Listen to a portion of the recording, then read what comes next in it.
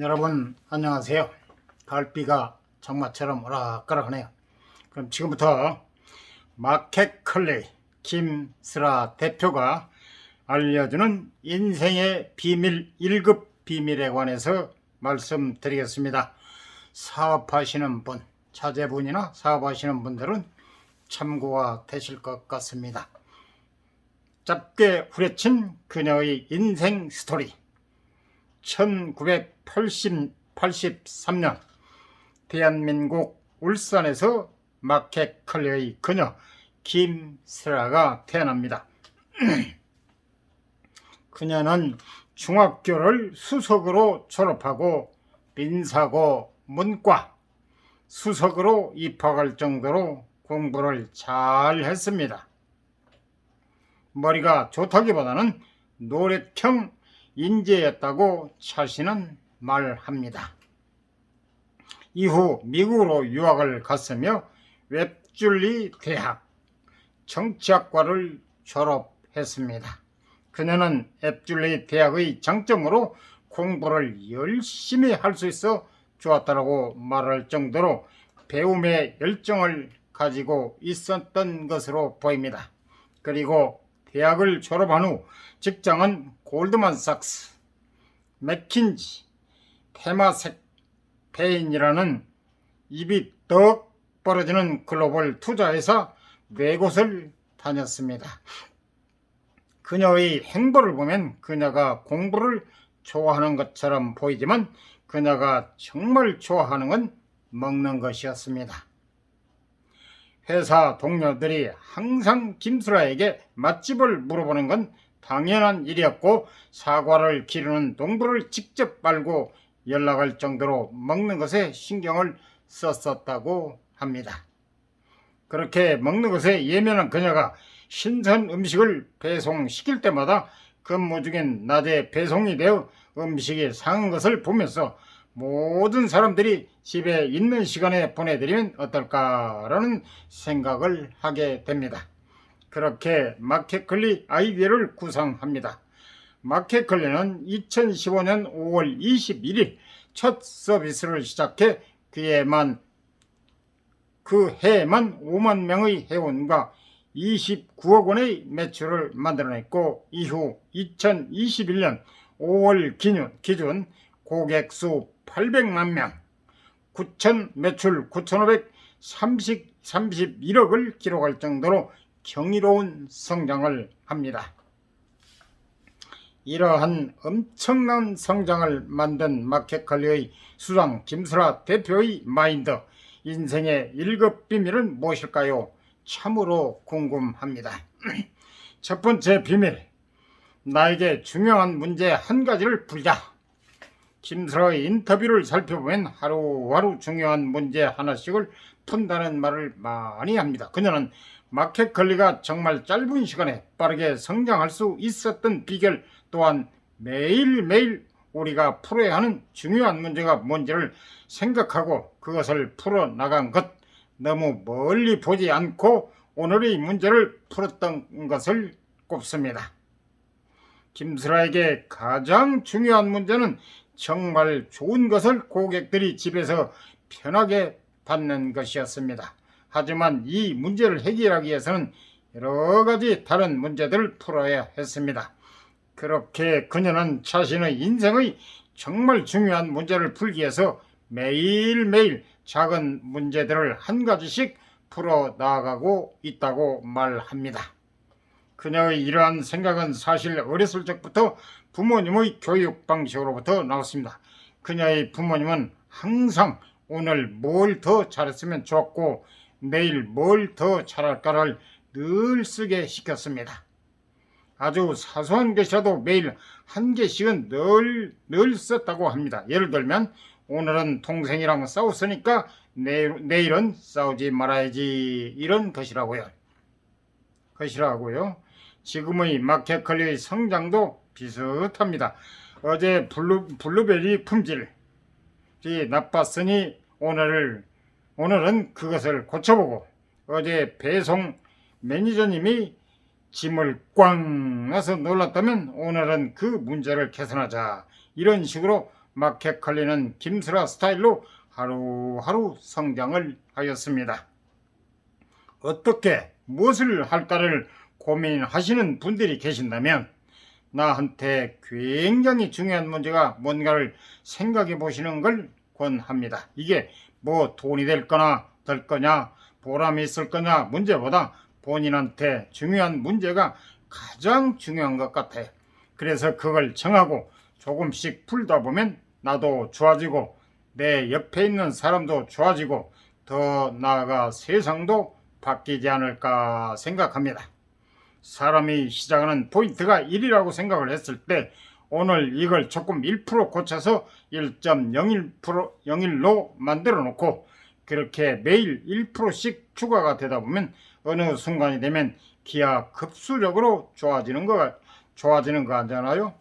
지금 제가 고객 후기를 아침에 읽고 저녁에 읽으려 하는 것도 매일 고객에 말씀하신 것 중에서 딱 한 가지만 고치면 되는 거거든요.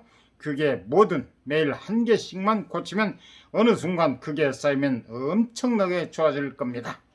저는 이걸 방망이 깎는 노인에 비유해요.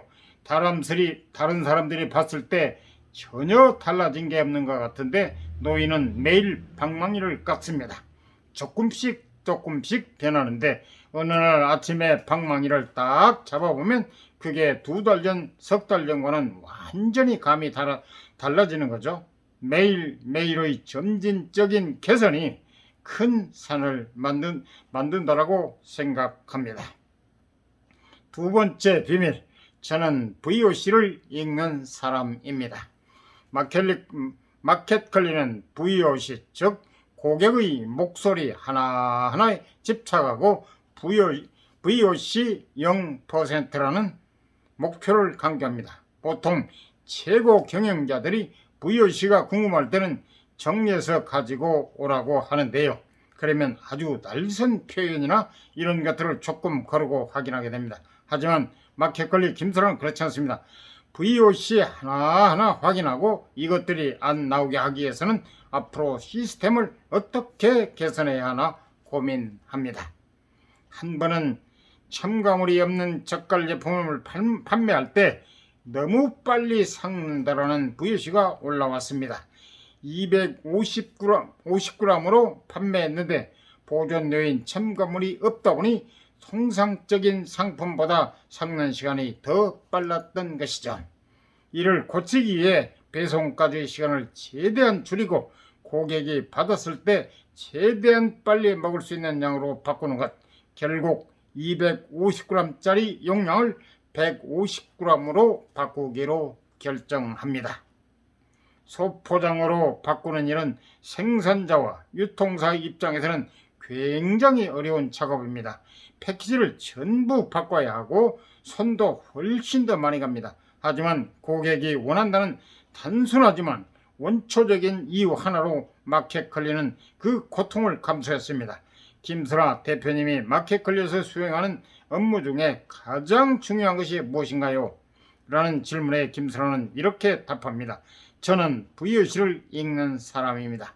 아침에 일어나면 제일 먼저 VOC를 보고 자기 전까지 계속 VOC를 봅니다.